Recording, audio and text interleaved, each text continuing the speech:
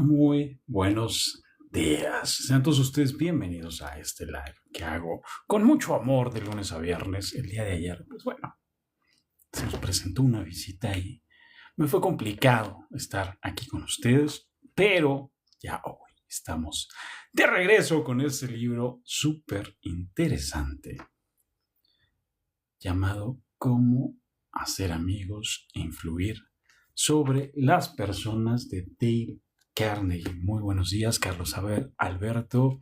Buenos días, Angie Arroyo. Buenos días, Evale. Buenos días, Olivia. Buenos días, Chali. Buenos días, Ivancito. Buenos días, Lucía. El día de hoy continuamos con este libro de cómo ganar amigos e influir sobre las personas. Un libro que nos dice cómo la comunicación y esto de prestarle atención a las personas y tomar esta parte de la iniciativa de escuchar a los demás nos puede traer éxito, ¿no? Y aquí en esta reflexión está alguien que de repente se nos puede pasar desapercibido, pero que también sale en el libro de Piense y hágase rico de Napoleón Hill, el famosísimo Charles Schwab. Y aquí lo ponen de ejemplo porque una persona con tanto carisma, con una forma de escuchar, de llevar a la gente, que pues ganaba $1 millón al año. Imagínense eso, $1 millón al año en 1900, ¿no? O sea, sería muchísimo dinero también en nuestra época. Y hemos llegado al capítulo 6. Buenos días, Magnolia. Donde vamos con esta parte que se llama la válvula de seguridad para atender quejas. ¿Ok? Capítulo 6. La válvula de seguridad para atender quejas. Casi todos nosotros, cuando tratamos de atraer a los demás a nuestro modo de pensar, hablamos demasiado. Los vendedores especialmente son adictos a este costoso error.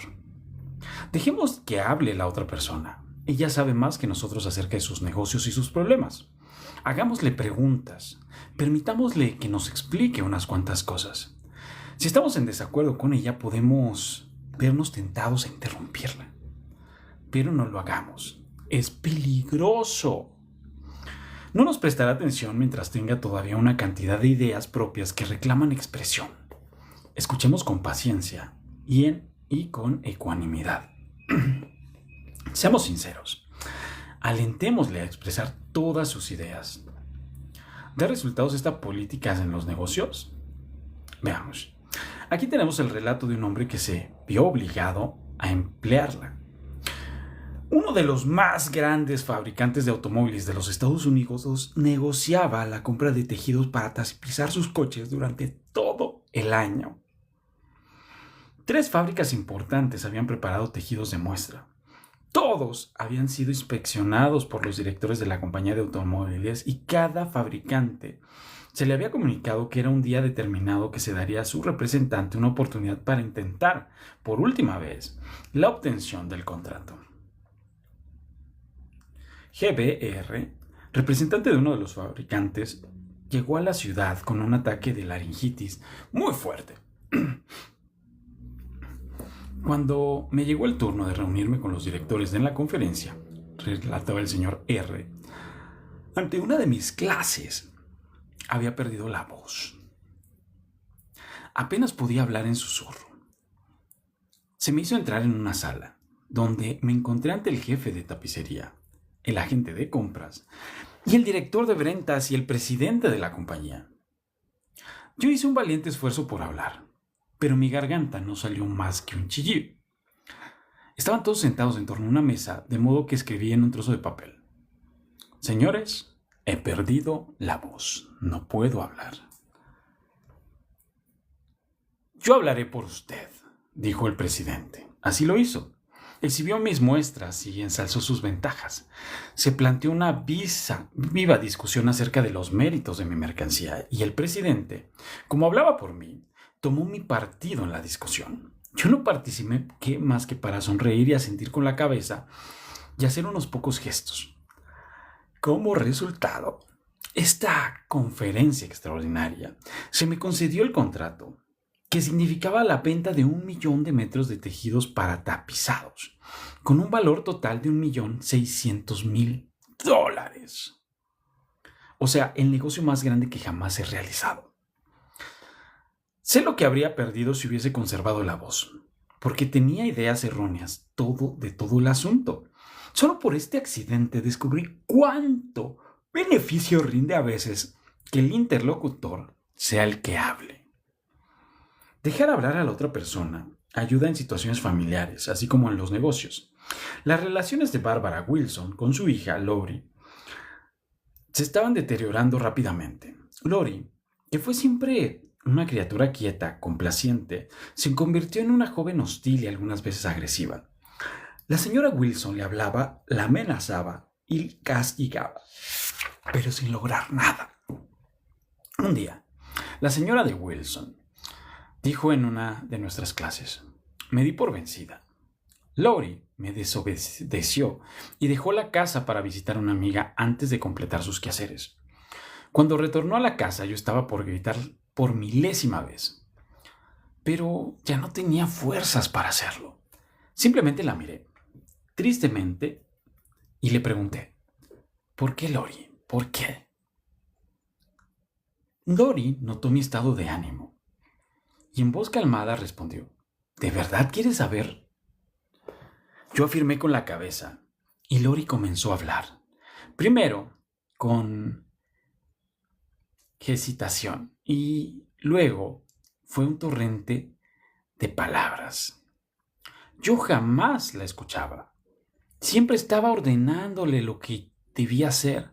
Cuando ella quería contarme sus pensamientos, sentimientos, ideas, yo la interrumpía con más órdenes. Entonces comencé a darme cuenta de que ella me necesitaba, no como una madre dominadora, sino como una confidente, un escape por toda la confusión que sentía en sus años de crecimiento. Y todo lo que yo estuve haciendo fue hablar, cuando lo que debía haber hecho era escucharla. Desde ese momento la dejo hablar. Ella me dice lo que piensa y nuestras relaciones han mejorado inmensurablemente. Ella es otra vez una persona que colabora. En la página financiera de un diario de Nueva York apareció un gran anuncio en que se pedía a un hombre de capacidad y experiencia. Charles T. Kubelis respondió al anuncio con una carta enviada a una casilla postal. Unos días más tarde se le invitó, también por carta, a entrevistarse con los patrones. Antes de ir, pasó varias horas en Wall Street para averiguar todo lo que pudiera acerca del fundador de la casa. Durante la entrevista final declaró francamente: sería para mí un orgullo estar vinculado con una gran entidad como esta. Creo que usted se inició hace 28 años, sin más elementos que una oficina y una estenógrafa, ¿no es cierto? Casi todos los hombres que han triunfado se complacen en recordar sus luchas iniciales. Este hombre no era una excepción. Habló un largo rato acerca de cómo había comenzado en los negocios, con $450 y una idea original. Relató sus luchas contra el desaliento y sus batallas contra las mofas ajenas. Cómo trabajaba los domingos y feriados, de 12 a 16 horas por día, y cómo triunfó al fin, contra todas las probabilidades, hasta que ahora los hombres más importantes de Wall Street iban a pedirle consejo e informaciones. Estaba orgulloso de esa historia. Tenía derecho a sentirse orgulloso y pasó un rato espléndido contando su actuación. Por fin, interrogó brevemente a Kubelis acerca de su experiencia. Llamó entonces a uno de los vicepresidentes y le dijo: creo que este es el hombre que necesitamos. El señor Kubelis se había tomado el trabajo de averiguar 2 antecedentes de su patrón en perspectiva. Demostró interés en los demás y por sus problemas. Lo alentó a hablar de él y así causó una impresión favorable. Troy G. Bradley, de Sacramento, California, tenía el problema opuesto. Escuchó cuando un buen candidato para un puesto se convenció a sí mismo de aceptar el trabajo en su firma. Nos contó esto. Como éramos una firma pequeña, no teníamos beneficios sociales para nuestros empleados, como hospitalización, seguro médico y pensiones. En nuestra compañía, cada representante es un agente independiente.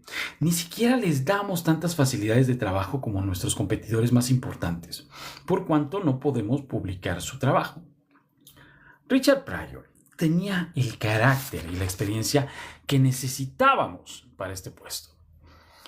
Y lo entrevistó primero mi ayudante, quien le explicó todos los aspectos negativos de este empleo. Cuando entró en mi oficina, parecía ligeramente desalentado. Yo me limité a mencionar el único beneficio claro de asociarse con mi firma, que era el de ser un contratista independiente y en consecuencia no tener prácticamente patrones. Él respondió hablando de esta ventaja y poco a poco empezó a sacarse de encima las ideas negativas con que había entrado para la entrevista. En varias ocasiones me pareció como si estuviera hablando para sí mismo. Por momentos me sentía tentado de agregar algo, pero cuando la entrevista llegó a su fin, sentí que él se había convencido a sí mismo, él solo, de que le gustaría trabajar para mi firma. Al escucharlo con atención y dejar que Dick hablara sin interrumpirlo, le permití sopesar los pros y los contras y llegar a la conclusión de que el empleo era un desafío que le gustaría enfrentar. Lo contratamos y desde entonces ha sido uno de los prominentes representantes de nuestra empresa. La verdad es que hasta nuestros amigos prefieren hablarnos de sus hazañas antes que escucharnos hablar de las nuestras. La Rochefoucauld, el filósofo francés, dijo: si quieres tener enemigos, supera a tus amigos. Si quieres tener amigos, deja que tus amigos te superen. ¿Por qué es así? Porque cuando nuestros amigos nos superan, tienen la sensación de su importancia. Pero cuando los superamos, se sienten inferiores y ello despierta envidia y sus celos. De lejos, la más querida de las consejeras de colocación de la agencia personal Midtown era Henrietta G. Pero no siempre había sido así. Durante los primeros meses de su asociación con la agencia, Henrietta no tenía un solo amigo entre sus colegas. ¿Por qué? Porque todos los días se jactaba de las cuentas nuevas que había abierto y de todo lo que había logrado. Yo era buena en mi trabajo y estaba orgullosa de ella, contó Henrietta en una de nuestras clases. Pero mis colegas, en lugar de alegrarse de mis triunfos, parecían resentirse por ellos. Yo quería ser apreciada por esa gente. De veras quería que fueran mis amigos. Después de escuchar algunas de las sugerencias hechas en este curso, empecé a hablar menos sobre mí y escuchar más a mis asociados. Ellos también tenían cosas de que jactarse y les entusiasmaba más la idea de hablar sobre ellos que de escucharme a mí. Ahora, cuando nos reunimos a charlar, les pido que compartan sus alegrías conmigo y solo menciono mis logros cuando ellos me lo preguntan. Y así terminamos este breve capítulo.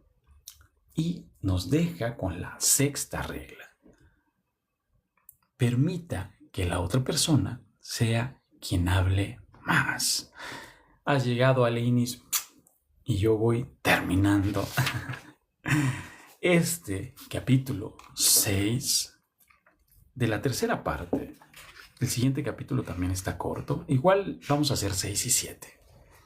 ¿Vale? Ya que llegó a Lainey's. Entonces, vamos a leer el capítulo 7, que también son unas 4 páginas. Capítulo 7.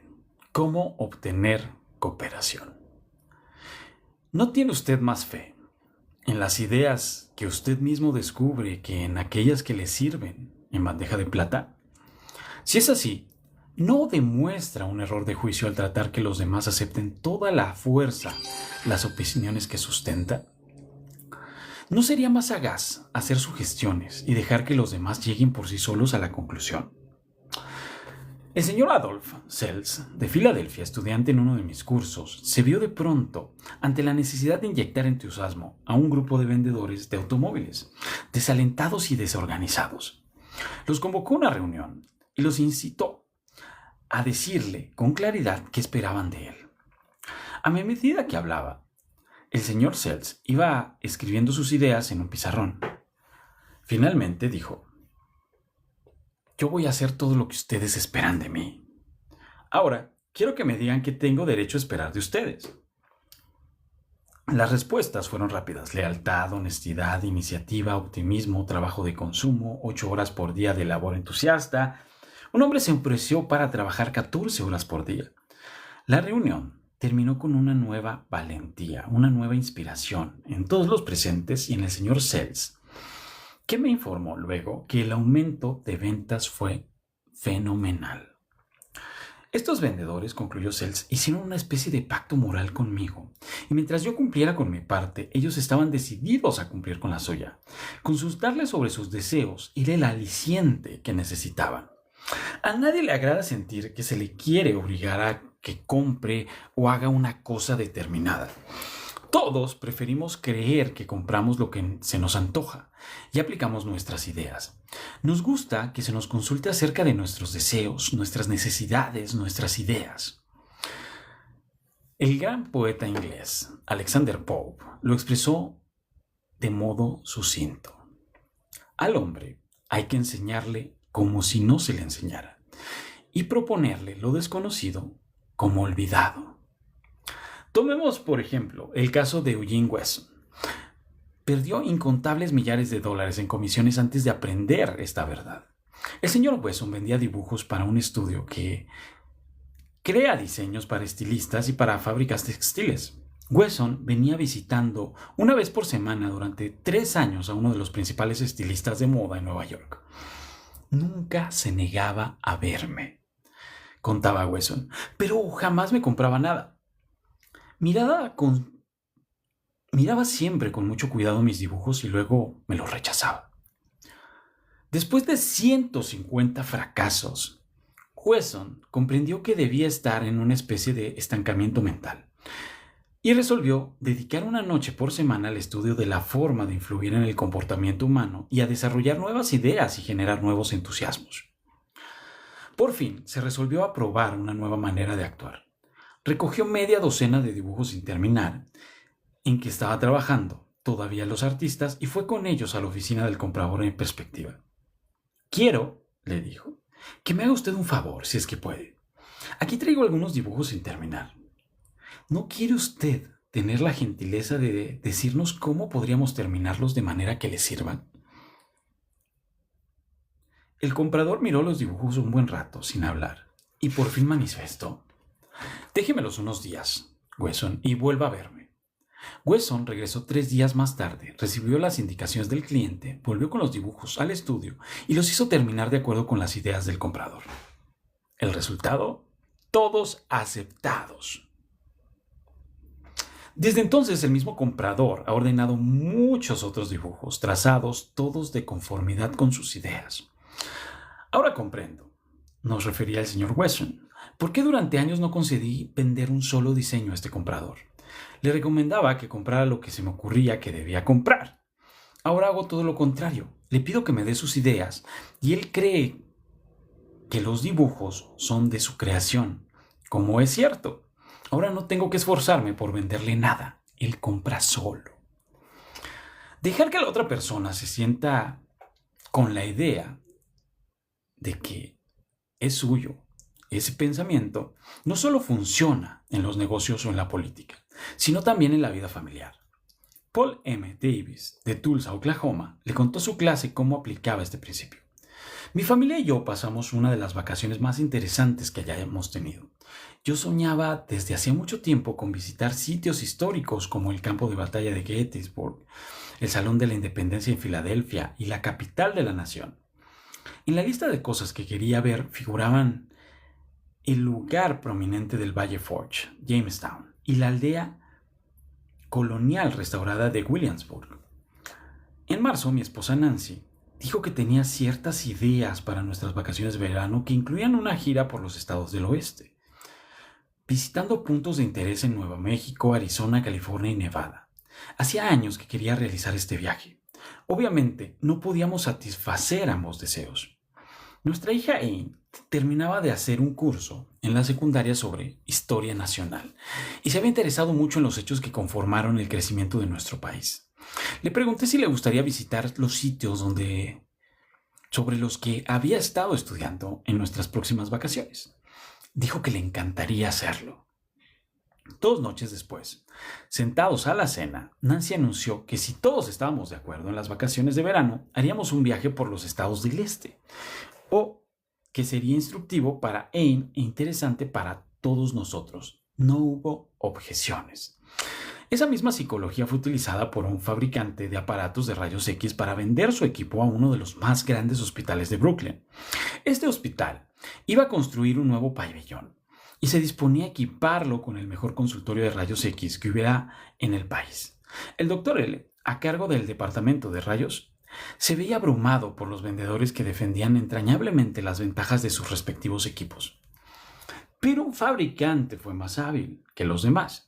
Sabía más acerca de la forma de tratar con las personas. Escribió el doctor L. una carta concebida más o menos en estos términos.